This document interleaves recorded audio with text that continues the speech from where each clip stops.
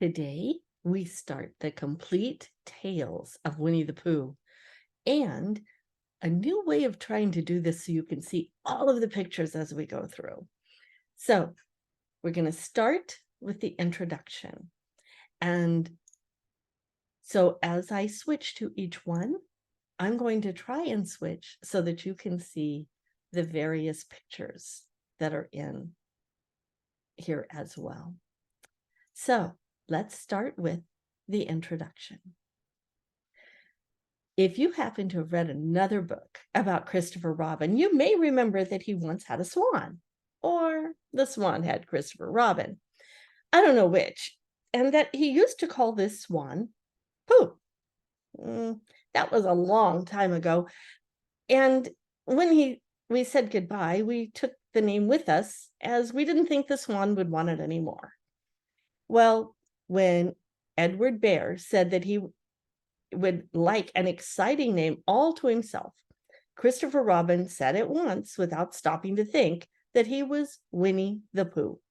And he was. So, as I've explained the Pooh part, I will now explain the rest of it. You can't be in London for long without going to the zoo. There are some people who begin the zoo with beginning and called way in, and walk as quickly as they can past every cage until they get to the one called way out. But the nicest people go straight to the animal they love the most and stay there. So when Christopher Robin goes to the zoo, he goes to where the polar bears are. And he whispers something to the third keeper from the left, and the doors are unlocked, and we wander through dark passages and up steep stairs until at last we come to a special cage. And the cage is opened, and out trots something brown and furry, and with a happy cry of, "Oh, bear!" Christopher Robin rushes into its arms. Now, this bear's name is Winnie, which shows what a good name for bears it is. But the funny thing is, we can't remember whether Winnie was called after Pooh or Pooh was called after Winnie. We did know once, but we have forgotten. I've written as far as this when Piglet looked up and said in his squeaky voice, "What about me?" "My dear Piglet," I said, "the whole book is about you." So it's about Pooh, he squeaked. You see what it is. He's jealous because he thinks Pooh is having a grand introduction all to himself. Pooh is the favorite, of course, and there's no denying it. But Piglet comes in for a good many things, which Pooh misses because you can't take Pooh to school without everybody knowing it. But Piglet is so small that he slips into a pocket where he's very comfortable to feel him, and where you're not quite sure whether twice 7 is 12 or 22. Sometimes he slips out and has a good look at the ink pot, and in this way, he has got more education than Pooh. But Pooh doesn't mind. Some have brains, some haven't, he says, and there it is. And now all the others are saying, "What about us?" So perhaps the best thing to do is stop writing introductions and get on with the book. So we're going to jump to chapter 1.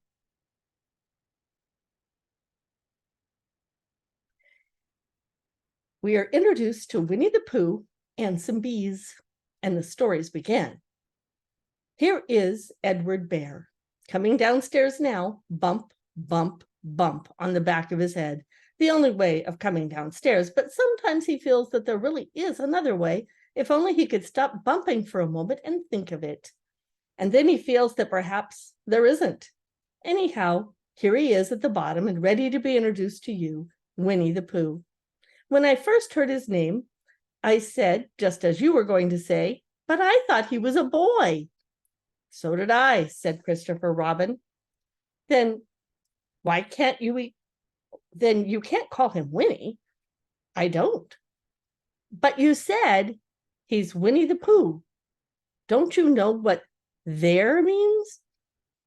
"Ah, yes, I do now," I said quickly. "And I hope you do too, because it all is all the explanation you're going to get. Sometimes Winnie the Pooh likes a game of some sort when he comes downstairs, and sometimes he likes to sit quietly in front of the fire listening to a story. What about a story? Said Christopher Robin. What about a story? I said. Could you very sweetly tell Winnie the Pooh one? I suppose I could, I said. What sort of stories does he like? About himself, because that's the sort of bear. He's that sort of bear. Oh, I see. So could you very sweetly? I'll try, I said. So I tried. Once upon a time, a very long time ago now, about last Friday, Winnie the Pooh lived in a forest all by himself under the name of Sanders. What does under the name mean? Asked Christopher Robin. It means he had the name over the door in gold letters and lived under it. Winnie the Pooh wasn't quite sure, said Christopher Robin. Now I am, said a growly voice. Then I will go on, said I. One day when he was out walking, he came to an open place in the middle of the forest, and in the middle of this place was a large oak tree. And from the top of the tree, there came a loud buzzing noise. Winnie the Pooh sat down in front of the tree and put his head between his paws and began to think. First of all, he said to himself, that buzzing noise means something. You don't get a buzzing noise like that, just buzzing and buzzing without it meaning something. If there's a buzzing noise, somebody's making a buzzing noise. And the only reason for making a buzzing noise that I know of is because you're a bee. Then he thought another long time and said, the only reason for being a bee I know of is making honey. And then he got up and said, and the only reason for making honey is so I can eat it. So he began to climb the tree. He climbed and he climbed and he climbed. And as he climbed, he sang a little song to himself. It went like this. Isn't it funny how a bear likes honey? Buzz, buzz, buzz. I wonder why he does. Then he climbed a little further and a little further and then a little further. But by that time, he thought of another song. It's a very funny thought that if bears were bees, they'd build their nests at the bottom of trees. And that being so, if the bees were bears, we shouldn't have to climb up all these stairs. He was getting rather tired by this time, so that is why he sang a complaining song. He was nearly there now, and if he just stood on this branch, crack. Oh, help, said Pooh, as he dropped 10 feet on the branch below him. Oh, if I hadn't, he said as he bounced 20 feet to the next branch. You see what I meant to do, he explained, as he turned his head over heels and crashed onto another branch 30 feet below. What I meant to do, of course, it was rather, he admitted, as he slithered very quickly through the next 6 branches. It all comes, I suppose, he decided, as he said goodbye to the last branch, spun around 3 times and flew gracefully into a grouse bush. And it comes of liking honey so much. Oh, help. He crawled out of the gorse bush, brushed the prickles from his nose, and began to think again. And the first person he thought of was Christopher Robin. A balloon. Yes, I just said to myself coming along, I wonder if Christopher Robin has such a thing as a balloon about him. I just said it to myself, thinking of balloons and wondering. What do you want a balloon for, you said? Winnie the Pooh looked around to see that nobody was listening, put his paw to his mouth, and in a deep whisper said, honey. But you don't get honey with balloons. I do, said Pooh. Well, it just happened that you had been to a party the day before at the house of your friend Piglet, and you had a balloon at the party. You had a big green balloon, and one of Rabbit's relations had a big blue one, and he left it behind, being really too young to go to the party at all. And so you brought the green one and the blue one home with you. Which one would you like? You asked Pooh. He put his head between his paws and thought carefully. It's like this, he said. When you go after honey with a balloon, the great thing is not to let the bees know you're coming. Now, if you have a green balloon, they might think you're only part of the tree and not notice you. And if you had a blue balloon, they might think you were only part of the sky and not notice you. The question is, which is most likely? Wouldn't they notice you underneath the balloon, you said? They might, or they might not, said Winnie the Pooh. You never can tell with bees. He thought for a moment and said, I shall try to look like a small black cloud, and that will deceive them. Then you had better have a blue balloon, you said. So it was decided.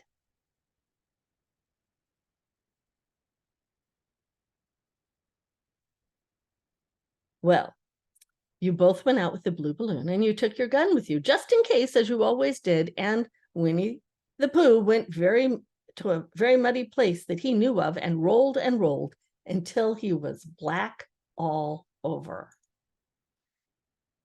And then, when the balloon was blown up as big, and you and Pooh were both holding onto the string, you let go suddenly, and Pooh Bear floated gracefully up into the sky and stayed there, level with the top of the tree and about 20 feet away from it.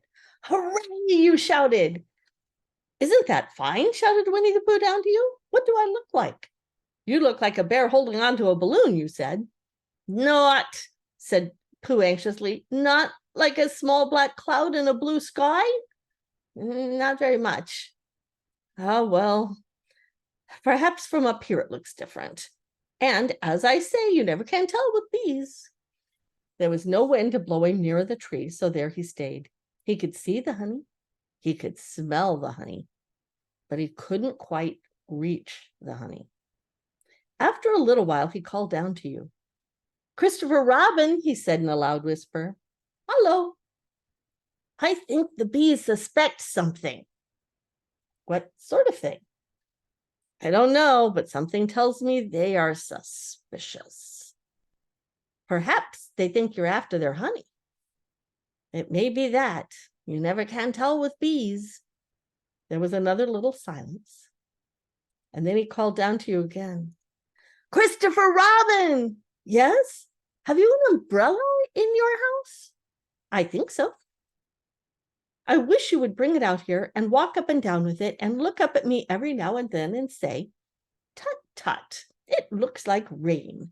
I think that if you did that, it would help the deception we are practicing upon these bees. Well, you laughed to yourself, silly old bear. But you didn't say it out loud because you were so fond of him and you went home for your umbrella. Oh, there you are, cried Winnie the Pooh. As soon as you got back to the tree, I was beginning to get anxious. I have discovered that bees are now definitely suspicious. Shall I put my umbrella up, you said? Yes, but wait a moment. We must be practical. It's important. The important bee to deceive is the queen bee. Can you see which is the queen bee from down there? No. A pity. Well, now, if you walk up and down with your umbrella saying, tut, tut, it looks like rain, I shall do what I can by singing a little cloud song, such as a cloud might sing. Go. So, while you walked up and down and wondered if it would rain, Winnie the Pooh sang this song. How sweet to be a cloud floating in the blue. Every little cloud always sings aloud. How sweet to be a cloud floating in the blue. It makes him very proud to be a little cloud. The bees were still buzzing, suspiciously as ever. Some of them, indeed, left their nest and flew around the cloud and began a as he began the second verse of the song, and one bee sat down on the nose of the cloud for a moment and then got up again. Christopher, ow, Robin, he called out the cloud. Yes, I have just been thinking, and I have come to a very important decision. These are the wrong sort of bees. Are they? Quite the wrong sort. So I should think they would make the wrong sort of honey, shouldn't you? Would they? Yes, so I think I shall come down.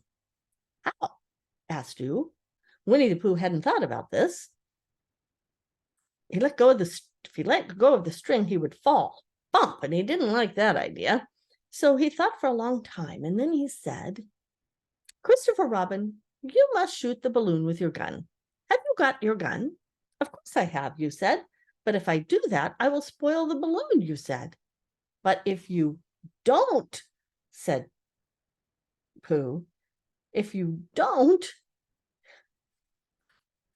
then I shall not have to let go, and that would spoil me.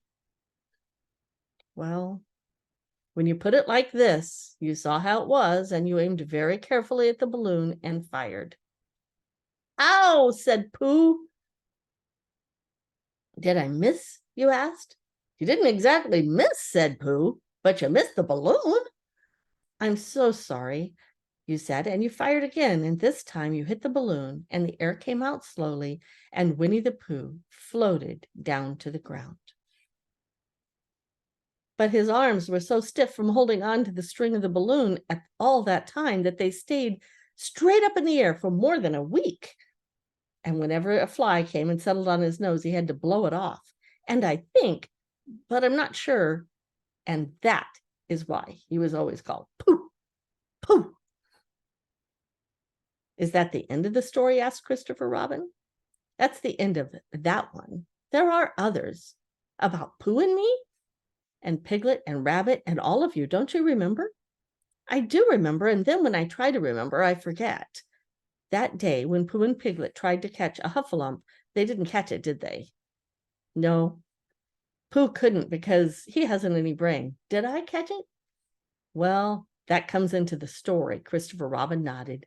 I do remember, he said, only Pooh doesn't very well, and that's why he likes to have it told to him again, because then it's a real story and not just a remembering. That's just how I feel, I said. Christopher Robin gave a deep sigh, picked up his bear by the leg, and walked off to the door, trailing Pooh behind him. At the door, he turned and said, Coming to see me have my bath? I might, I said. I didn't hurt him when I shot him, did I? Not a bit. He nodded and went out, and in a moment I heard Winnie the Pooh bump, bump, bump, going up the stairs behind him. And that's the end of chapter 1.